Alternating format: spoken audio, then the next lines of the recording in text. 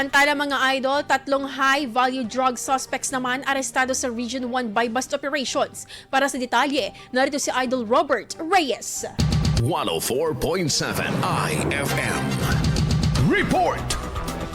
3 hininalang high-value drug individuals ang naresto ng mga otoridad matapos ang magkaiwalay na bypass operations sa Pangasinan at La Union kung saan may higit 524,000 halaga ng hininalang shabu ang nasamsam. Ayon sa Police Regional Office 1, ang operasyon ay sinagwa bilang bahagi ng pinaigting na kampanya laban sa illegal na droga sa reyon sa pagkikipagtulungan ng iba't ibang police units at drug enforcement group. Sa Pangasinan, isang caretaker sa bukid at isang welder ang naresto ng mga operatiba ng Pangasinan Police Provincial Drug Enforcement Unit kasama ang iba't ibang intelligence at enforcement units. Nakumpiska sa kanila ang humigit kumulang 60 gramo ng hininalang shabu na may halagang 408,000. Samantala, sa iwalay na operasyon sa La Union, isang unemployed na suspect na residente rin ng Santo Tomas ang nadakip ng mga tauhan ng Santo Tomas Municipal Police Station katuwang ang iba pang law enforcement agencies. Nakuha sa kanya ang humigit kumulang 17.06 gramo ng hininalang shabu na tinatayang nagkakalaga ng 116,000. Binigyang din ng PROA ng kahalagahan ng tuloy-tuloy na intelligence-driven operations at interagency cooperation upang masugpo ang drug network at napanatili ang kaligtasan ng komunidad sa Ilocos Region. Kasalukuyang nasa kustodiya na ng pulisya ang mga narestong suspect at nahaharap sa mga kasong paglabag sa Republic Act 9165, Comprehensive Dangerous Drugs Act of 2002. Kasama mo mula rito sa FM News Tagupan,